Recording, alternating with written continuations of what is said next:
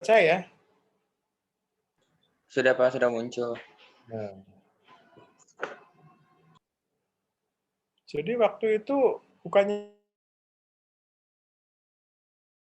kalau usaha itu tidak harus bergantung pada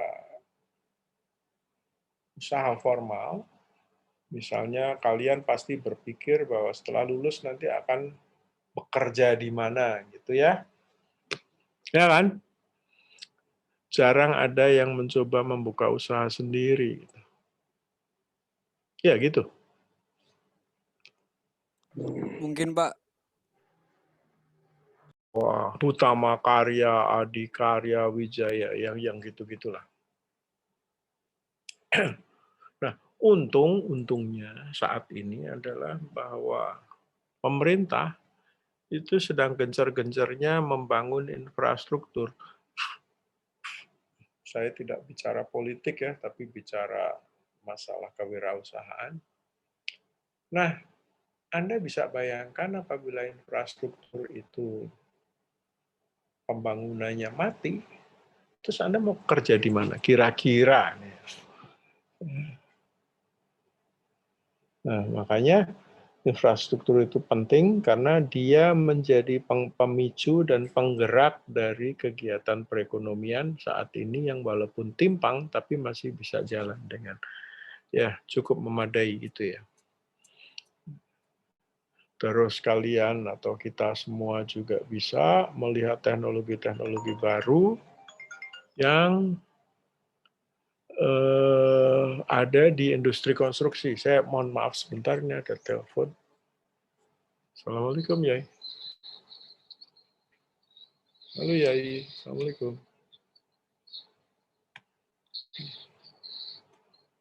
Yai. Assalamualaikum.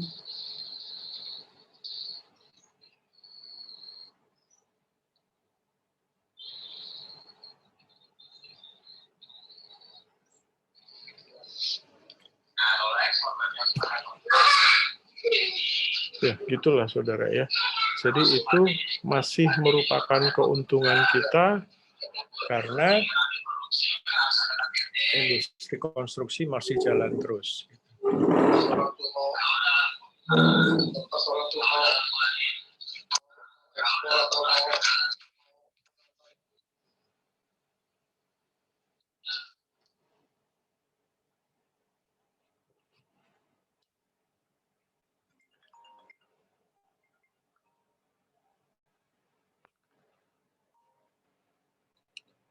Iya, Pak.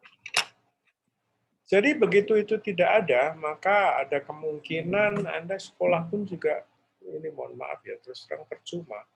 Karena kalau misalnya 2 tahun Anda tidak belajar masalah engineering, masalah di lapangan, dan sebagainya, Anda pasti sudah lupa. Dan untuk itu dibutuhkan biaya cukup untuk mendidik Anda menjadi insinyur lagi, gitu loh. Nah inilah problemnya ya.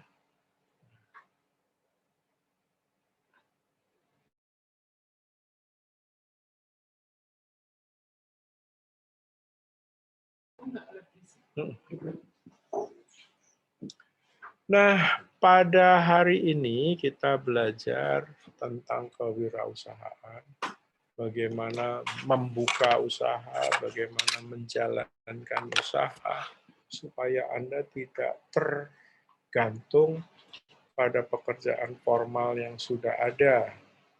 Pak, apakah orang Poltek itu banyak yang sukses? Ya, Anda tanya sendiri. Di situ ada ikatan alumni, di mana ikatan alumni tentu saja adalah kakak-kakak kelas Anda, dan mereka, ya tanya aja.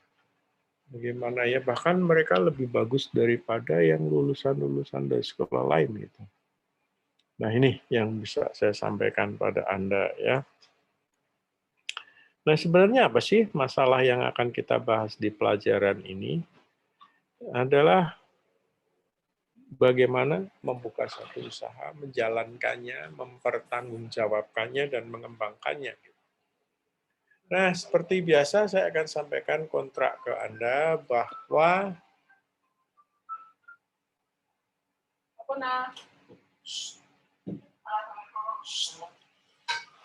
bahwa kuliah kewirausahaan itu nanti seperti biasa akan terdiri dari kuliah sekitar 12 minggu, di mana di situ nanti akan ada yang disebut sebagai UTS.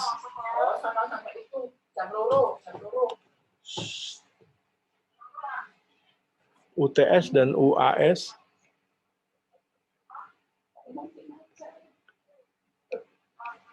Dan lebih dari itu ada tugas ya. Di mana tugas ini terdiri dari 2 kegiatan. Yang pertama adalah membuat proposal usaha. Yang pertama membuat proposal usaha. Seperti apa ya nanti sama saya. Asistensi seperti biasa. Dan keduanya mempertanggungjawabkan tugas itu dalam bentuk presentasi. Apakah dia offline atau online, ya nanti tergantung. Dalam bentuk presentasi, makanya tugas ini hanya akan dilaksanakan selama setengah semester. Ingat, selama setengah semester. Nah, setelah itu, sisanya yang setengah adalah presentasi secara bergantian, di mana 1 kali pertemuan itu akan kurang lebih 3 kali presentasi dari 3 grup yang berbeda. Ya. Itulah nilai Anda untuk kewirausahaan. Ada yang kurang jelas? Ini tugasnya per kelompok atau gimana Pak, individu? Iya, betul.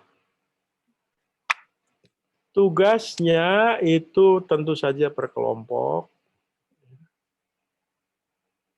1 kelompok itu minimal terdiri dari 1 orang dan maksimal terdiri dari 2 orang.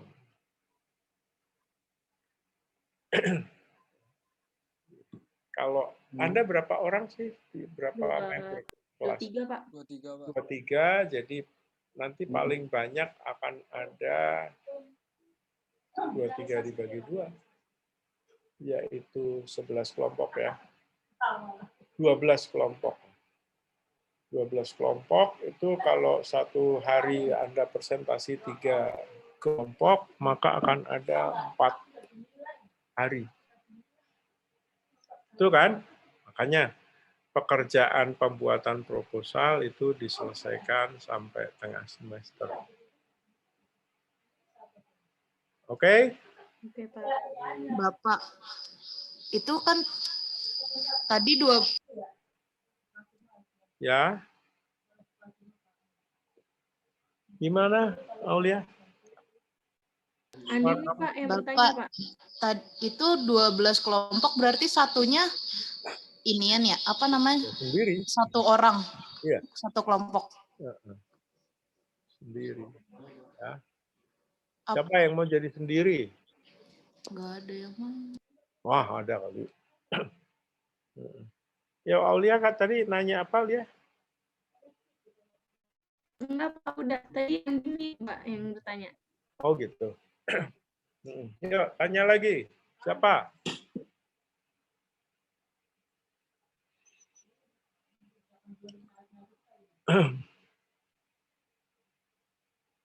Nah, kemudian skopnya, ya Anda tahu kan kalau Anda kerja sekarang ini kira-kira bakal digaji berapa?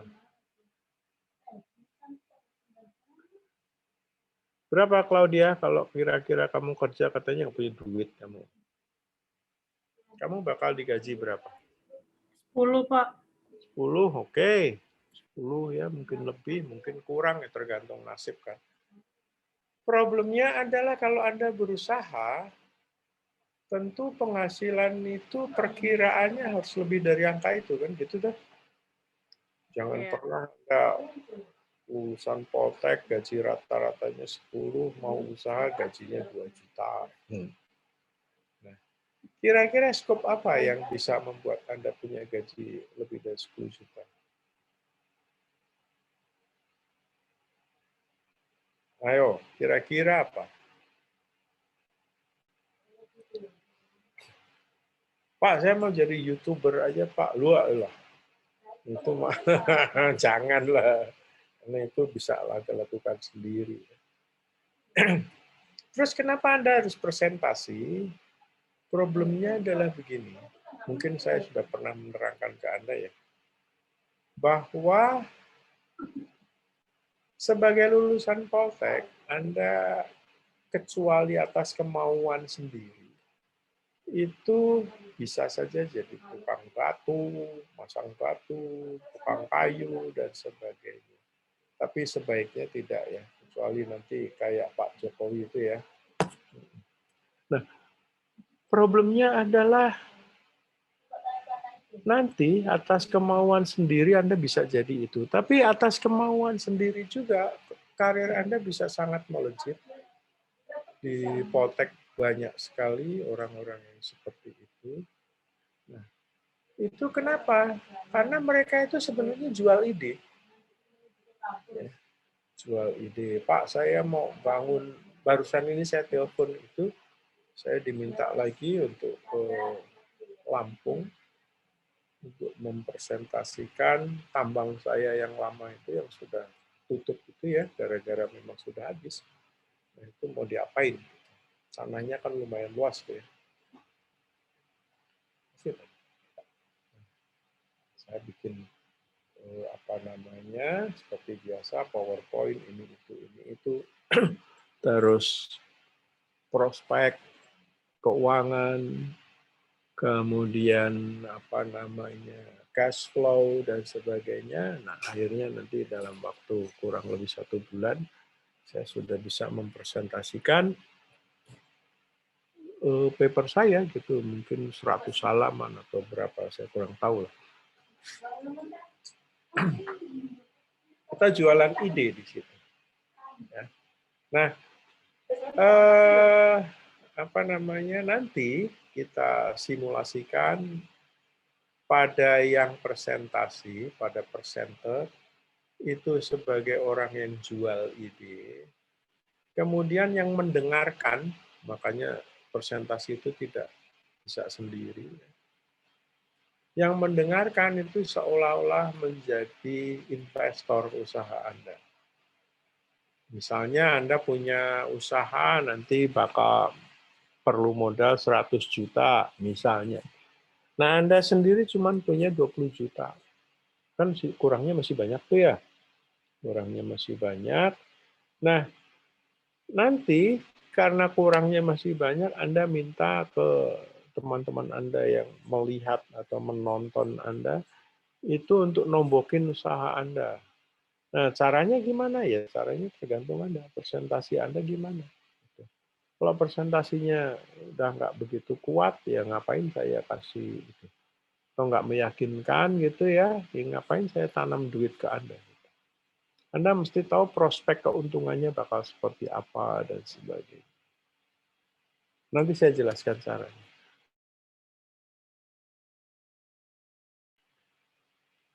Itu adalah introduction dari saya. Ada yang tanyakan? Silakan tanya.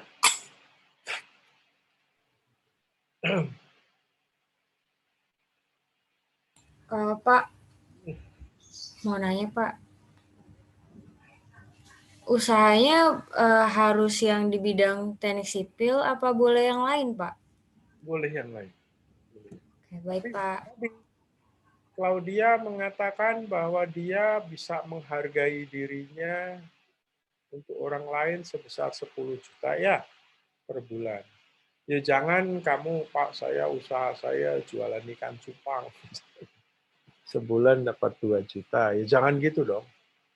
Ya mestinya lebih dari angka itu gitu. Ya, kalau nggak gitu ya ngapain Anda usaha? Ya kan? Mendingan bikin usaha sampingan aja tapi kerja tetap. Jadi ketemunya 12 juta ya Claudia ya. Amin. Itu ada lagi?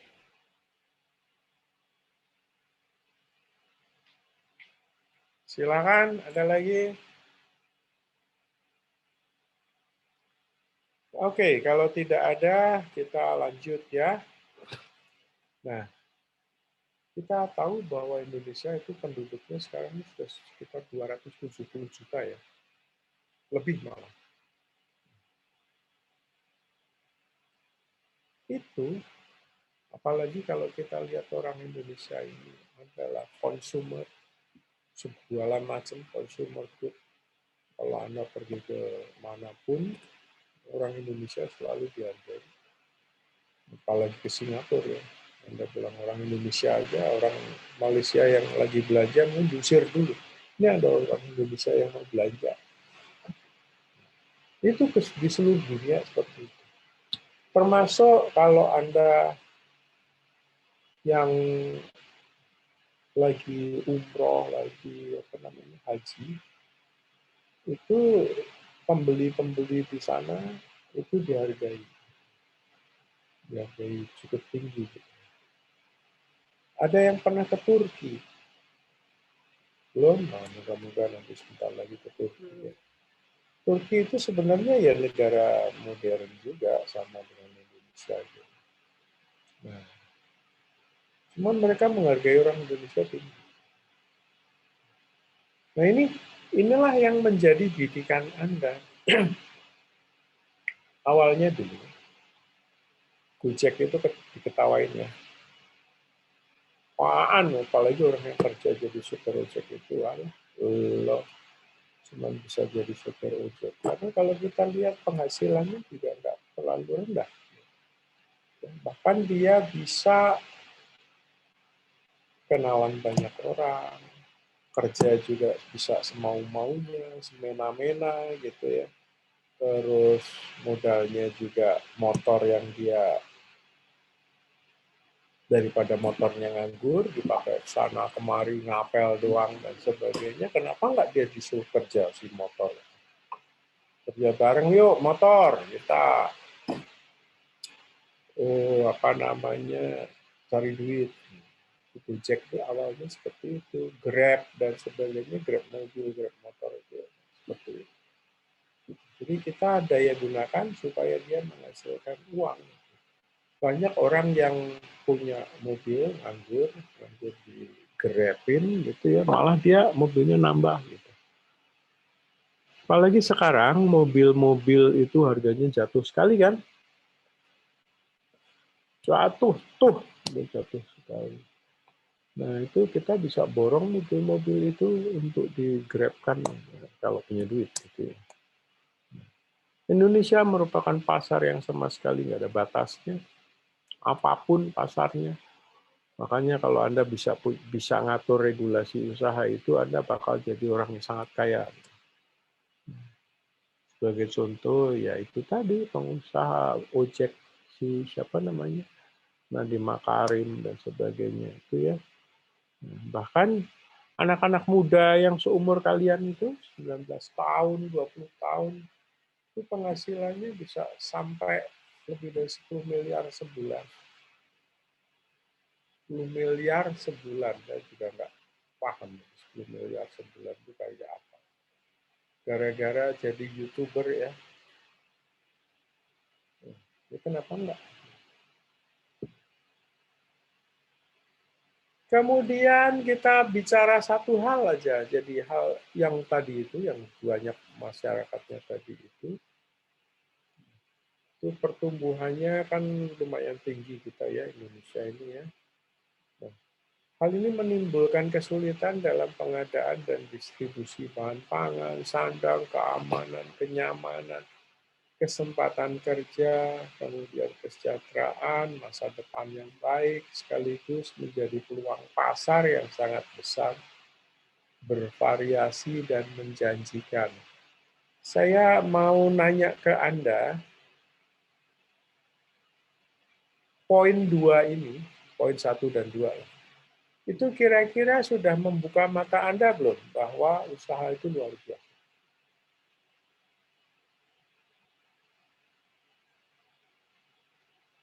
Kira-kira udah membuka mata Anda belum?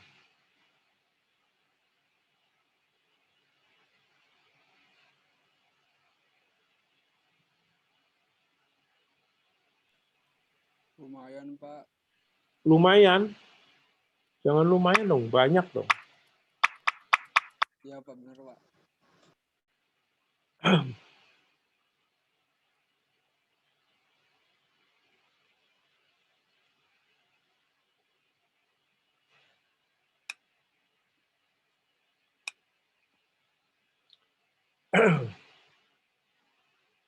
Saya akan contohkan ya, contohkan satu aja. Salah satu teman Anda, mungkin kakak kelas apa teman ya, pokoknya gitu lah. Kemarin wirausaha sama saya, kuliahnya saya yang membimbing dia. Itu secara nggak sengaja, itu bisnis yang dia kelola sendiri. Bisnis yang dia kelola sendiri,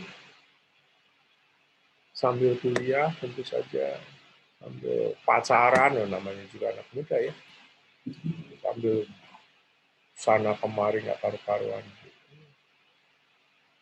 Itu memberikan keuntungan yang luar biasa. Usahanya kalau Anda dengar ya mungkin ketawa gitu loh, karena usahanya itu juga usaha yang sebenarnya sepele, tapi hasilnya ternyata luar biasa. Dia mampu mengikuti tren masyarakat saat ini, bahwa dengan WFH, itu orang-orang itu pada banyak yang ada di rumah kan? Ya. Nah, di rumah itu dia bisa ngapain aja gitu. Akhirnya dia berpikir dia jualan tanaman hias itu. Tanaman hias itu, saya tuh sebenarnya sangat senang tanaman hias dari kecil sampai sekarang. Sampai tahu segala macam nama dan sebagainya, belinya di mana. Nah, dia bisa menjual tanaman hias, katakan misalnya modalnya beli satu pohon itu 50.000, dia bisa jual sampai 600.000. Nanti diantar sendiri, tadinya ngantarnya pakai motor. Setelah itu dia dalam waktu kurang dari 6 bulan udah bisa beli mobil. Diantar pakai mobil, akhirnya antarannya lebih banyak, dan seterusnya. Dan sekarang dia sedikit berhenti karena mau menghadapi ujian sidang. Nyusun skripsi. Itu salah satu contoh. Ada lagi di kita yang nggak tahu gimana gitu ya, seneng dengan, ada ya di kelas Anda, game online itu. Ada peminat game online di kelas Anda? Ada, Pak. Ada? Ada. Nah, kenapa kamu jadi konsumen game online? Kenapa nggak jualan aja game online? Jadi distributor, kemudian Anda bisa jualan di situ. Gitu. Ya. Nah, ini luar biasa. Nah, kemudian ada satu lagi yang tiba-tiba luar biasa gede, yaitu usaha ekspedisi. Ekspedisi itu juga bahkan tanpa modal. Ya. Modalnya mungkin kecil, sekitar 10 juta, itu udah punya modal gede. Gitu. Karena usaha ekspedisi itu yang nganter motor-motor, misalnya antar AJ, antar Reja, antar apalah gitu. Antar AJ, Pak. Antar AJ ya. Nah itu motor-motor orang, ya kan, dan sebagainya. Dia nganter barang-barang yang dia titipin ke dia, sana kemari, sekarang tiba-tiba dia jadi besar. Mungkin dalam waktu tidak lama, kalau persaingannya bagus dan dia tidak macam-macam gitu, dia akan jadi unicorn di situ. Ya, si antar AJ itu ya. Nah ini saya berikan fakta ya. Di pedesaan, walaupun kesempatan kerja sebenarnya lebih banyak menurut BPS 2003-2006, ternyata kesempatan untuk memperoleh kesejahteraan semakin tidak sama antara di desa dan di kota ya. Kenapa ya? Karena di desa orang lebih banyak bengong gitu ya. Nonton dangdutan, nonton yang gitu-gitu ya. Nah, akibatnya waktu produksinya jadi berkurang gitu. Kemudian cara berpikir masyarakat Indonesia umumnya adalah bahwa yang disebut pekerja, ini jeleknya ya, adalah menjadi pegawai, orang upahan di kantor, dan setiap bulan dapat gaji, seneng. Padahal gaji itu ya sebenarnya pas-pasan juga. Nanti akan saya sampaikan pada Anda bedanya orang bergaji dan orang memberi gaji itu seperti apa. Ini pada akhirnya cara berpikir dikaitkan dengan produksi nasional. Karena para pegawai tersebut biasanya hanya menunggu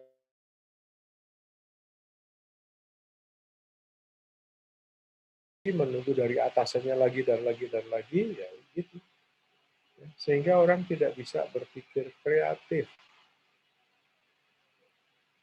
Kamu nanti kalau jadi pegawai, Mbak, Mas, tolong. Mbak dan Mas itu berarti sudah bagus ya. Karena pada saat Anda kerja pertama kali, Anda akan disebut, ya, kalau Anda disebut nama, misalnya siapa ya, Butet. Kalau Anda disebut nama, berarti Anda di kantor itu masih nobody. Masih belum jadi apa-apa. Nanti begitu Anda sudah punya posisi, apapun posisinya, maka orang di sekitar Anda akan manggil Mas, Mbak, Uda, Uni, Bang, Kak, apa gitu. Udah mulai ada predikatnya. Begitu Anda punya posisi yang lebih tinggi lagi, maka Anda akan dipanggil Pak, Bu. Padahal mungkin Anda juga belum nikah. Itu nama penghormatan seperti itu ya. Nah, di usaha apapun, Anda nggak akan dipanggil nama karena semua yang bekerja dengan Anda adalah anak buah Anda. Itu bedanya seperti itu. Nah, tadi saya berbicara tentang kerja. Kalau Anda menjadi bos sendiri, usaha Anda sendiri, maka Anda akan berpikiran untuk selalu hati-hati dalam mengeluarkan uang. Hati-hati dan Anda akan saving sebanyak-banyaknya Anda mampu. Kenapa? Karena nanti pada saat masa sulit, ya itu dikeluarkan. Pada saat masa bagus, itu diinvestasikan ke pihak atau ke usaha lain, dan seterusnya. Tapi kalau Anda jadi pegawai, problemnya adalah bahwa setiap pegawai, ini penyakit pegawai itu ya, itu selalu menganggap bahwa uang yang dia dapatkan, penghasilan itu ya dibelanjakan. Kenapa ya? Karena toh bulan depan dapat gaji lagi. Dan seterusnya. Makanya pegawai itu jarang yang kaya kecuali korupsi ya. Kecuali menyikat rezeki orang dan sebagainya. Nah, itu jeleknya di sini. Pegawai yang benar-benar pegawai akan sangat tergantung dari hasil yang dia dapatkan di kantor tersebut. Pak, saya direktur perusahaan ini. Ya tetap aja susah, tetap aja miskin. Nggak percaya. Mungkin dia punya Pajero, mungkin dia punya apapun namanya. Tapi pengeluaran selalu hampir sama dengan pemasukan. Karena untuk bisa menjadi pegawai yang benar, dia harus beli baju mahal, beli jas mahal, beli sepatu mahal. Nggak mungkin bos itu pergi ke kantor pakai sepatu bata gitu kan, aneh ya. Terus nggak mungkin bos itu juga diem aja di rumah. Dia kalau diem di rumah dipecat sama bosnya yang lebih atas lagi. Jadi dia harus golf, harus hangout di ya gitulah kira-kira, harus neraktir teman-temannya atas nama perusahaan. Jadi makanya dia suka punya kredit card yang dibayar oleh perusahaan kan, atau oleh negara dan seterusnya. Jadi penghasilannya ya itu aja. Itulah makanya jangan jadi pegawai kalau menurut saya. Soalnya kalau Anda jadi dosen urusannya lain, karena dosen itu tidak bekerja pada siapa-siapa. Dia dapat gaji betul, betul sekali. Tapi dia bisa usaha apapun. Nah, nanti sekolah yang benar, jadi dosen, Anda punya keleluasaan untuk mengatur waktu Anda sendiri. Nah ini tadi saya sudah cerita ya.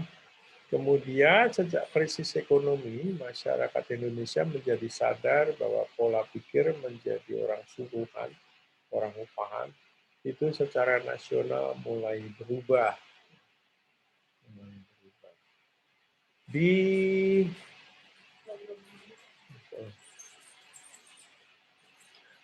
Saya selesaikan dulu. Hari ini juga didorong oleh keadaan pada saat itu, di mana terjadi gelombang PHK besar-besaran, dan produktivitas nasional hampir di segala bidang itu turun drastis. Ya. Jadi itu negara kita utangnya banyak. Ya. Banyak orang mulai melihat peluang untuk memperoleh penghasilan dengan bekerja sendiri. Saya perlu sedikit sampaikan di sini bahwa Anda pernah datang atau berkunjung ke kota yang namanya Klaten. Daerah itu daerah Jawa Tengah di bagian selatan sana ya. Itu selalu terkena dampak meletusnya Gunung Merapi. Dia itu sebenarnya ya daerahnya nggak subur-subur amat gitu ya, masyarakatnya juga nggak kaya-kaya amat, biasa-biasa aja, semuanya serba biasa. Nah terus ada salah seorang penggerak di situ. Ini kalau gini caranya kata si penggerak itu kita bisa miskin selamanya. Nah akhirnya dia jualan yang mungkin pada saat itu dianggap hal yang aneh. Jualan lokasi dia, lokasinya kebetulan juga tidak indah gitu. Jadi mau dibikin tempat wisata gitu ya, seperti biasa orang-orang ketawa ya. Tapi kemudian orang-orang juga mulai sadar gitu loh bahwa dengan membersihkan daerahnya saja itu wisatawan datang sendiri. Nah, makanya daerah itu sekarang menjadi daerah wisata yang sangat bagus. Banyak tempat di Indonesia yang dijadikan sebagai tempat wisata dari yang tadinya terlihat tidak ada gunanya sama sekali. Nah, cara mendapatkannya juga sebenarnya masih sangat mudah mendapatkan objek wisata itu. Misalnya Anda mau berusaha dalam hal wisata gitu ya, itu mudah. Dan bahkan di daerah sekitar Depok sini banyak daerah bagus-bagus yang belum dieksplor. Nanti saya akan tunjukkan, tapi Anda jalan sendiri di sana.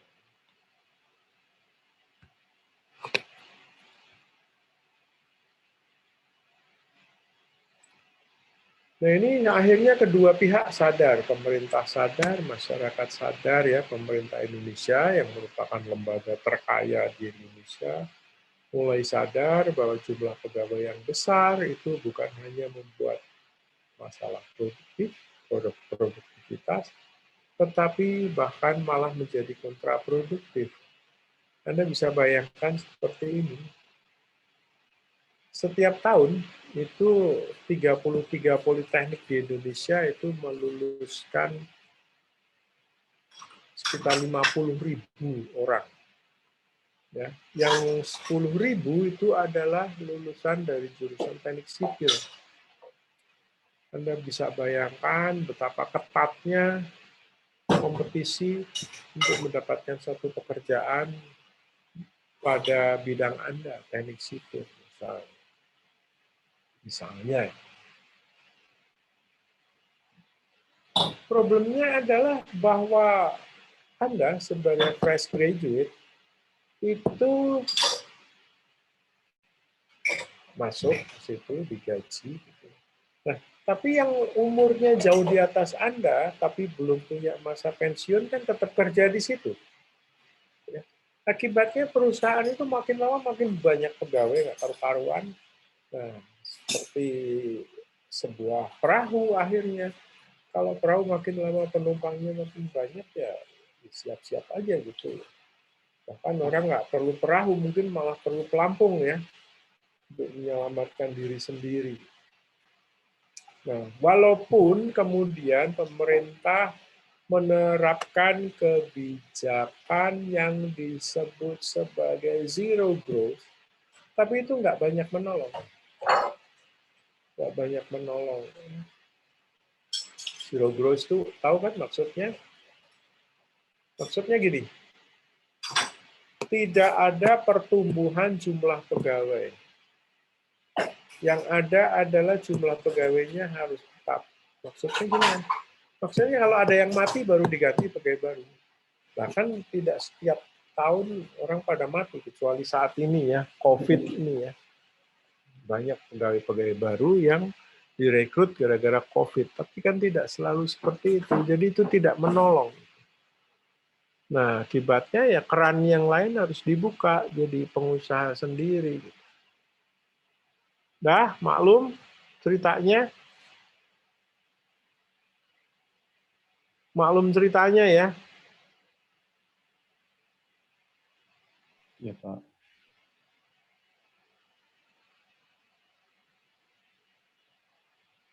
Saya punya, karena saya tuh pertama ya udah tua, keduanya mendidik mahasiswa. Mungkin ada 15.000 orang, jadi sudah lupa gitu lah ya siapa namanya. Kecuali Pak, saya ini, saya itu. Nah dulu ada mahasiswa Anda, Pak saya tuh mau jualan kaos. Dia bilang, emang kenapa kalau jualan kaos? Dia lanjutin aja bagus. Kaos saya jual satunya 200.000. Ya kamu mesti lihat pangsa pasar Depok seperti apa. Nah, oke.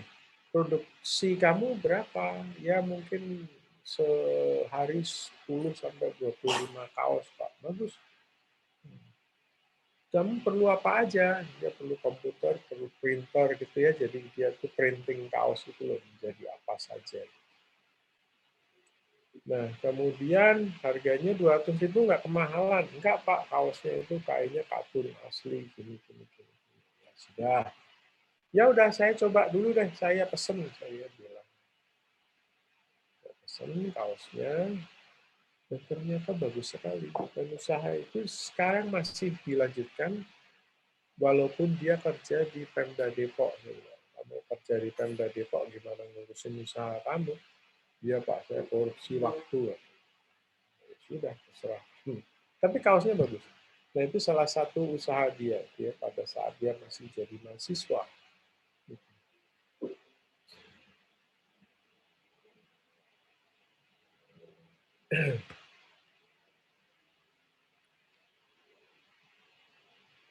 Jadi seorang wirausahawan itu melakukan usaha dan bersedia menjadi orang dan tidak bersedia menjadi orang upahan karena tidak diterima menjadi pegawai. Ini kebiasaan lama ini, jelek. Kemudian yang kedua adalah karena keturunan di Solo itu pengusaha batik mengumpul di satu tempat, Jogja juga ya, Bali juga. Kemudian ingin mempunyai kebebasan finansial dan kebebasan pribadi. Kalau Anda jadi pegawai, jangan pernah mimpi hari Rabu itu Anda bisa pergi kemana-mana selain pergi ke kantor. Gitu toh? Tapi kalau Anda jadi pengusaha, orang semua yang ngurusin anak Anda mau kemana, itu amat, gitu loh. Ya. Tapi nanti kalau udah jadi, kalau belum ya jangan. Jadi itu kebebasan finansial dan pribadi. Anda mau beli apa kayak itu urusan saya gitu. Nggak ada ceritanya saya nunggu gaji karena memang nggak digaji ya. Kemudian yang lebih lagi adalah ingin menolong banyak orang. Orang-orang yang nggak kerja-kerja itu kami tolong. Jadi apa kayak, jadi ya macam-macam. Sampai di sini ada yang perlu ditanyakan? Belum, Pak. Nah, ya? Ya, Belum ada, Pak.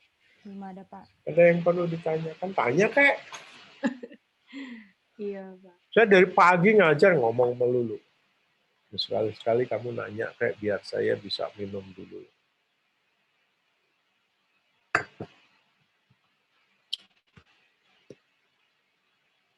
Pak, saya kan nggak punya modal, Pak. Mau usaha.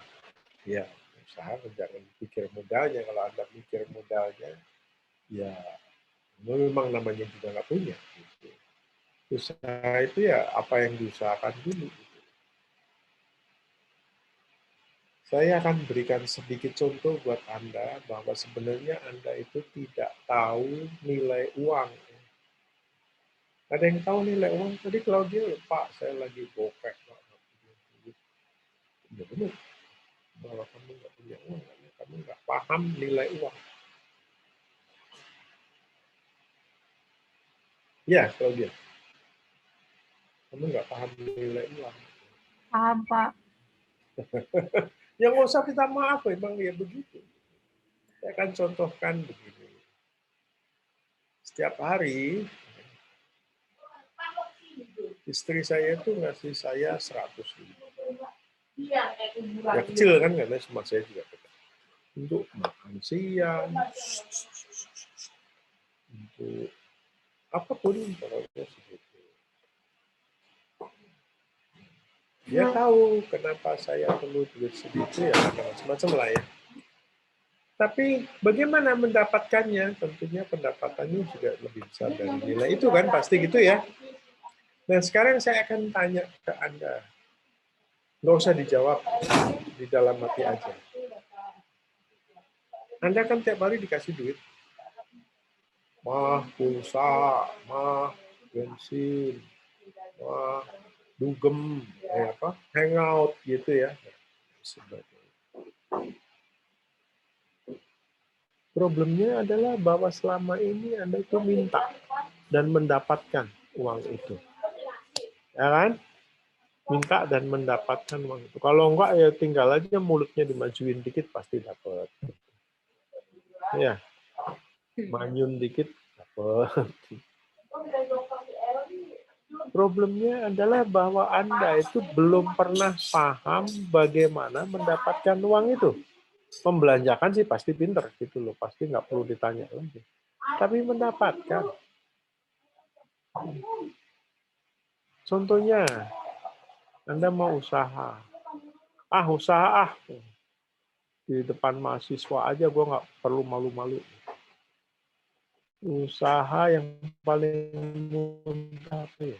Jualan aqua. Nah, udah paling gampang. Jualan aqua, ya kan, utawa kan. Nggak apa-apa. Anda beli 1 dus aqua itu, satunya berapa satu dus? 25.000 ya? 40, aku tergantung, Pak. Kalau botol 45 sampai 50. Yang gelas saja deh. Kalau yang botol nanti berat bawa. 24-an, Pak. Hah? 24, 25. 24, ya kan? Nah, biasanya 1 gelas itu dijual berapa? 500. 500, ya, 500 kan isinya 24 ya kalau saya nggak salah ya. Iya. 24 kali 500 kan berapa itu?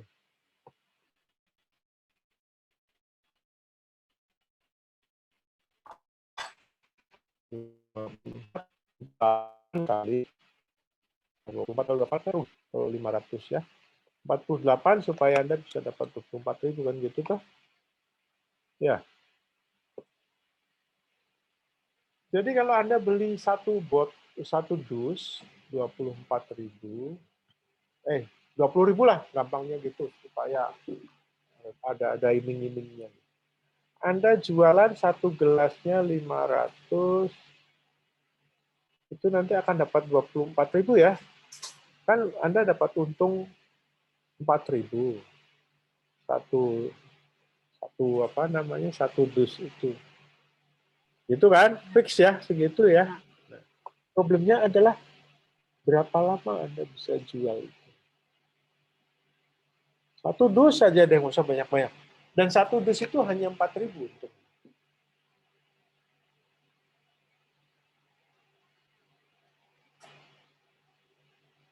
Kalau Anda pengen 80.000 atau 100.000, maka Anda harus jual ya, 20 dus.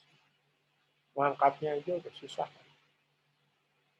Ya, itu betapa ibu kalian tuh muter duitnya, kepalanya kayak kopior gara-gara itu. Anda tinggal minta, ya udah. Nah, nilai uang itu yang perlu kita bangun supaya kita tidak menjadi pembelanja melulu. Ya, nah nanti dari sini kita akan coba menghargai uang itu seperti apa, tidak hanya minta mulu. Dikit-dikit, mah, pulsa, mah, apalagi lagi kira-kira. Seolah-olah ibu Anda itu ATM. Anda bisa jualan sendiri, bisa menghasilkan sendiri.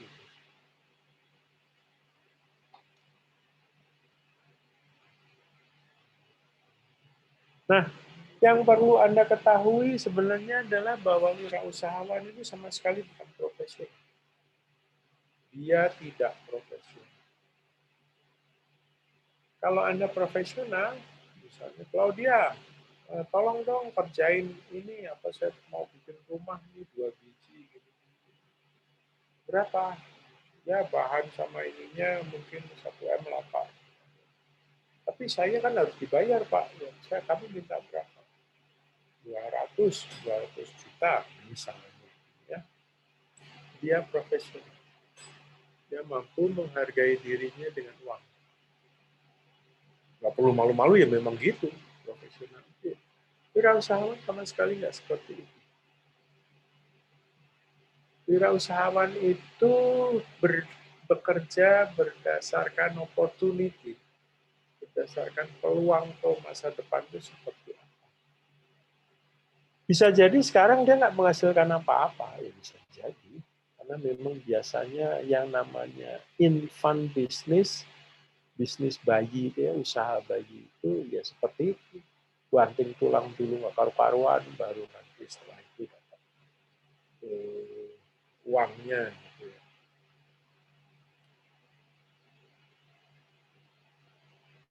Ada perbedaan mendasar bahkan ya antara bisnis dan dagang. Sudah pernah dengar itu? Bisnis dan dagang itu ada bedanya. Orang Padang pandai dagang. Orang Jawa katanya ini pandai bisnis. Terus bisnis sama dagang apa bedanya? Orang Batak pandai bisnis. Bedanya tahu nggak? Cari duit juga. Sama. Dua-duanya cari duit. Kalau kamu beli aqua tadi 1 dus dijual beli 20.000 dijual 24.000, itu namanya Anda dagang. Cari untung. Tapi bisnis nggak seperti itu. Bisnis itu dari Anda belum punya, belum tahu apa-apa, Anda sudah berpikir, kalau saya tinggal di Depok, kira-kira masyarakat Depok itu perlu apa ya? Anda belum tahu, bahkan duit untuk usaha aja belum punya. Kira-kira di Depok itu perlu apa ya? Anda lagi mikir, loh, di Depok itu kan ada kampus gede-gede, nggak karu-karuan gitu. Nah, kalau gitu banyak usaha yang bisa dilaksanakan di Depok itu. Belum punya uang, masih angen-angen. Bikin kosan, bikin apa, kayak bikin apa, kuliner, tempat kuliner, bikin tempat sewain business center. Pernah dengar? Tempat sewain business center. Pernah dengar belum?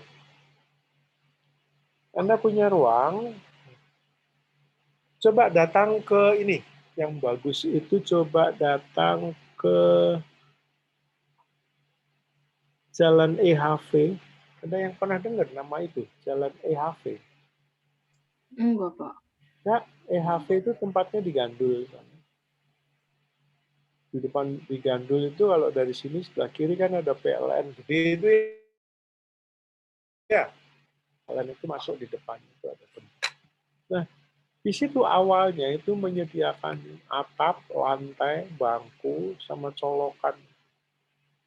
Tapi makin lama grup itu makin gede dan sekarang bahkan nyari parkir aja susah. Anda bisa masuk situ. Nah, kalau sekarang jangan karena parkirnya susah. Nah, itu sekarang maju pesat gara-gara dia menyewakan tempat bisnis, tempat kumpul-kumpul relasi, tempat cari relasi baru dan sebagainya. Jangan anggap itu tempat apa namanya mesum atau kotor atau gimana, enggak, sama sekali enggak. Dia memang benar-benar tempat bisnis. Nah, silakan datang ke situ, nanti akan Anda lihat bahwa bisnis center yang benar itu ya gitu. Sederhana tapi ya nggak murah sih memang. Tapi ya coba aja lihat situ, masuk situ. Nah, jadi dari situ adalah banyak sekali opportunity, peluang yang bisa Anda dapatkan hanya melalui cara berpikir yang berbeda, out of date, sama dengan waktu Nadim itu ya. Ya tadinya pegawai biasa, makin lama dia bosan sendiri jadi pegawai, karena tiap hari naik ojek ke kantor. Nah, pada saat ojeknya diperlukan, malah justru nggak ada. Akhirnya dia bikin perusahaan ojek yang seperti sekarang. Nah, silahkan direnungkan. Cuman satu lagi ada yang perlu saya sampaikan bahwa saat ini di Indonesia itu penganggur terbanyak itu justru datang dari sarjana. Bukan dari anak-anak TK, anak-anak SD, lulusan SD. Kenapa? Karena anak sarjana itu pada mikir, bisnis ini diangen-angen, waduh nggak cocok deh. Bisnis ono, malu bisnis itu. Sementara anak-anak yang lulusan SD itu kalau dia nggak kerja ya nggak makan. Ya usaha ini, itu. Ini mohon maaf, teman-teman, saudara-saudara Claudia, saudara-saudara saya yang orang Batak itu, saking hebatnya cara berpikir berusaha, BTL itu kalau datang ke Jawa jadi apa, tembel ban, jadi jangan disepelekan. Sama sekali nggak bisa disepelekan. Tapi coba setelah 10 tahun, mereka jadi orang-orang yang udah sangat gila bisnis, sangat gila opportunity. Sehingga ya jadilah orang-orang itu jadi seperti itu. Saya banyak kenal orang-orang seperti itu. Kebetulan karena istri saya juga orang Batak.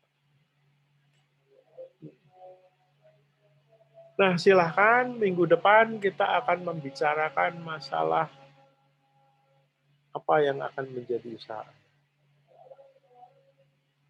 Dan selama itu, selama 1 minggu Anda bisa call saya, Pak, saya kalau mau usaha ini cocok nggak cocok. Anda kan sudah punya nomor telepon saya, SMS, ya SMS, WhatsApp, apalagi Telegram, sama email kan udah tahu ya. Nah itu yang bisa saya sampaikan. Silakan tanya kalau perlu tanya.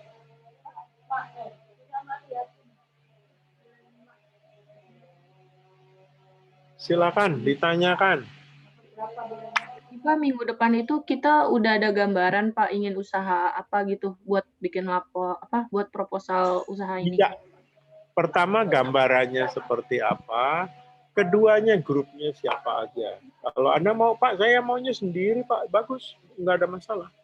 Karena bisnis itu biasanya nggak ngajak-ngajak. Bisnis itu ya bisnis. Anda, sorry ya, saya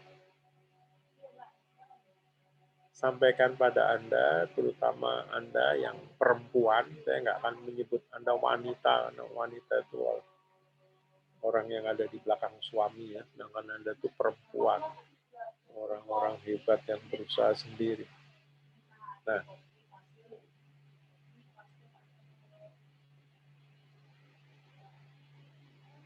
Anda tidak perlu bergantung pada orang lain, termasuk suami untuk bisa mendapatkan kebebasan finansial itu. Beli tas, Pak, gimana kalau aku beli tas gini? Nah, kelamaan itu. Beli ya beli aja, duit-duitmu sendiri. Gitu loh. Ya kan? Anda boleh bikin grup, tapi saya akan sangat sarankan Anda usaha sendiri. Jadi kalau Anda bikin grup, Claudia sama siapa? Salomo misalnya, Royce. Ya, sekarang masih mahasiswa, masih mohon maaf ya, masih kata-kata kasarnya masih miskin. Lalu coba kalau nanti tiba-tiba Anda berkeluarga, Anda cocok gitu ya, merasa cocok berkeluarga, bisnisnya dibangun berdua, gini, tiba-tiba ya mudah-mudahan nggak ya, ada masalah. Masalahnya tuh gini, anakmu pengen Mercedes, iparmu pengen ini, pengen ono, pengen dan seterusnya, nggak selesai-selesai. Akhirnya ya yang bikin pusing ya itu. Gitu. Oke, jadi itu silakan merenungkan Anda mau berkelompok dengan siapa, mau bikin usaha apa, dan ini bisa dirubah setiap saat. Misalnya, Pak, hari ini saya mau usaha bakery gitu, anak-anak muda sekarang kan usahanya pengennya yang gitu-gitu. Tapi minggu depan, Pak, saya mau brewery. Wah, dari bakery jadi brewery dan sebagainya, ya boleh-boleh aja. Boleh, tapi ada tapinya. Saya sarankan usaha itu bagus. Problemnya adalah pada saat Anda merubah usaha Anda menjadi usaha lain, semua bisnis plan-nya berubah. Itu jadi Anda kerja berkali-kali, itu loh maksudnya. Ya.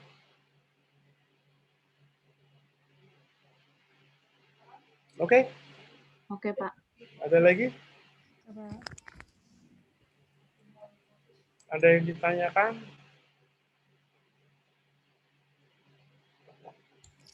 Kalau kewirausahaan sebenarnya resikonya tinggi nggak, Pak? Maksudnya berusaha? Tinggi dong. Ya. Nah ini dia, bagus sekali pertanyaannya.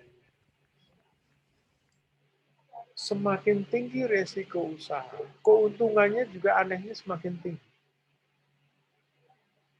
Itulah usaha.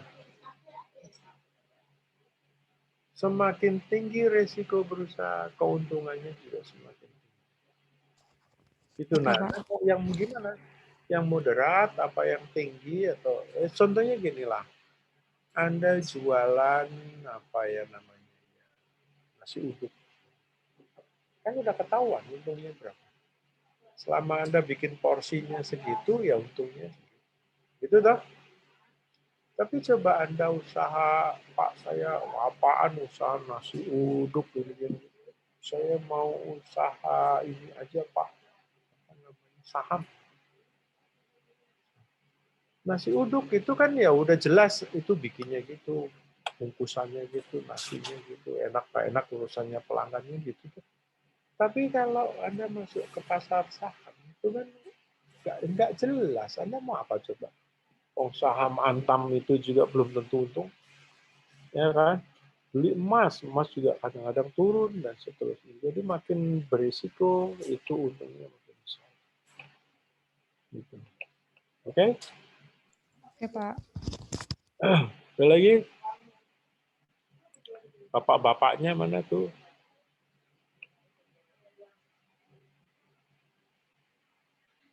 Oke, jadi kalau gitu, anyway saya tutup.